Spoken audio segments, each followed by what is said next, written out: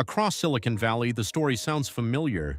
A major tech company announces thousands of layoffs. The CEO calls it an efficiency move. The stock price jumps, and the news cycle moves on.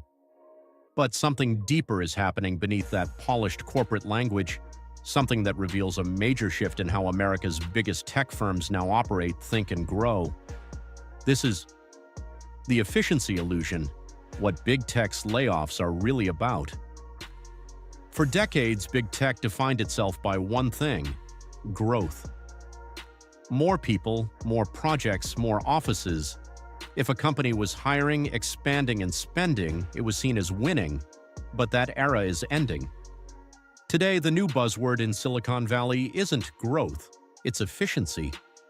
Executives now talk about running lean, streamlining operations, and right-sizing teams. It sounds reasonable, like trimming fat to stay competitive.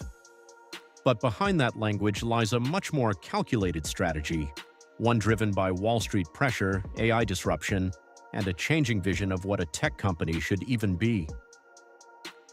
Let's start with the basics.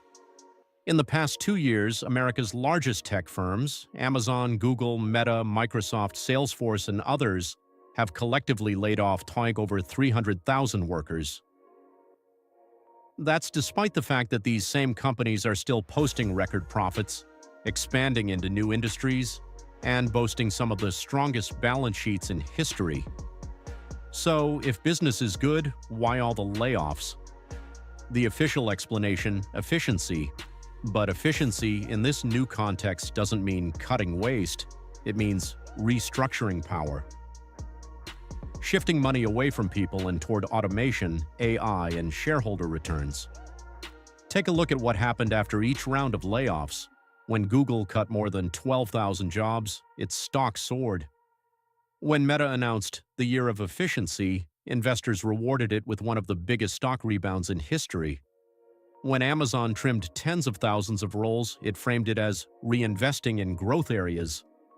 Translation: Wall Street now rewards companies not for hiring, but for firing.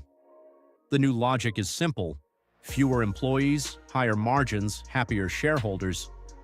And so, efficiency has quietly become the corporate cover story for a much larger economic shift, one where labor is no longer the core engine of tech growth. But this isn't just about cost-cutting, it's also about AI. Over the past 18 months, generative AI tools have started automating work that used to require entire teams. Content creation, marketing copy, coding assistance, customer service. These are all now being handled by AI systems that work 24/7, never take breaks, and don't collect salaries. Executives see that and they're asking themselves a simple question: if AI can do the work, why keep the headcount? In internal meetings across Silicon Valley, there's a new phrase making the rounds: human efficiency. It means using AI to measure and replace repetitive human roles. That's why even as companies talk about hiring freezes, they're investing billions in AI infrastructure and data centers. They're not shrinking, they're transforming. These layoffs aren't a retreat, they're a realignment. Meta's Mark Zuckerberg said it bluntly: "We're focusing on becoming a more nimble company." But what nimble really means in this context is fewer people making more impact, or at least appearing to. It's not just about trimming costs, it's about changing the structure of work itself. At Google, teams once bloated with middle managers are being compressed. At Amazon, entire departments have been merged under fewer leaders. At Microsoft, roles once held by analysts or testers are now handled by AI co-pilots and automated systems. It's not chaos, it's a redesign.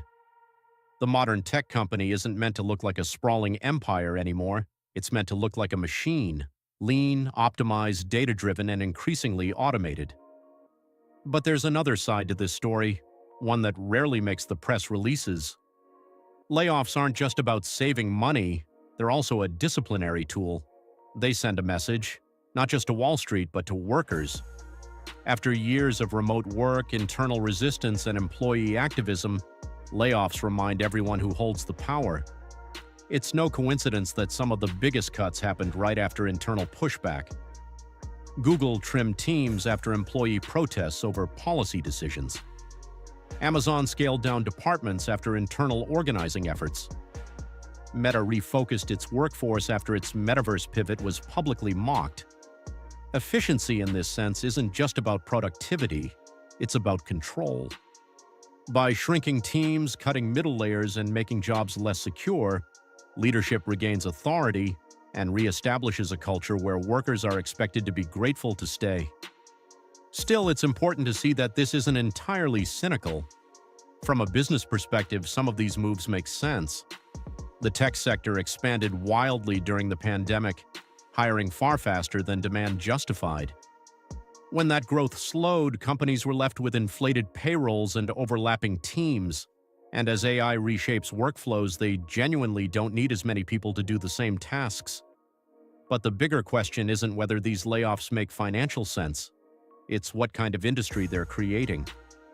A generation ago, tech was built on human ambition. Engineers, designers, and thinkers creating new possibilities. Now it's built on algorithms managing labor, optimizing systems, and replacing people. Efficiency has become the ideology, and everything else is being redesigned to fit it. What's even more revealing is how this efficiency narrative has been sold to the public. When tech giants cut jobs, they frame it as a sign of discipline, not decline. When they automate roles, they call it innovation. When they reduce benefits or office perks, it's focusing on what matters. This language shapes perception. It turns cost-cutting into strategy and instability into progress. And it's working. Investors now cheer when companies announce layoffs. Analysts call it maturity. And the public, used to seeing record profits, assumes everything must be fine. But the truth is more complicated. Efficiency isn't growth, it's consolidation. Big tech isn't just cutting staff, it's cutting competition. Because here's the final piece of the puzzle. When the biggest companies shrink their workforce but expand their power, they're not retreating from the market, they're locking it down. By leaning into AI, automating operations, and optimizing supply chains, they make it nearly impossible for smaller players to keep up. Startups can't match their scale, mid-sized competitors can't afford their tools, and independent workers are left scrambling to adapt to platforms that are now run by algorithms instead of humans. The efficiency era isn't just reshaping companies, it's reshaping capitalism itself. It's creating a system where the winners get leaner, smarter, and richer, while everyone else gets squeezed. So the next time you hear a CEO say layoffs are about efficiency, remember what that really means. It means fewer people, more automation, fewer voices, more control, and a version of Silicon Valley that's less about innovation and more about optimization. Efficiency used to mean doing things better. Now it often means doing the same things with fewer humans. And as the efficiency illusion spreads across corporate America, one question hangs in the air. Are we building a smarter economy or just a smaller one? Because in the end, these layoffs aren't just a story about jobs, they're a story about power. Who has it, who's losing it, and who gets to decide what efficiency really means.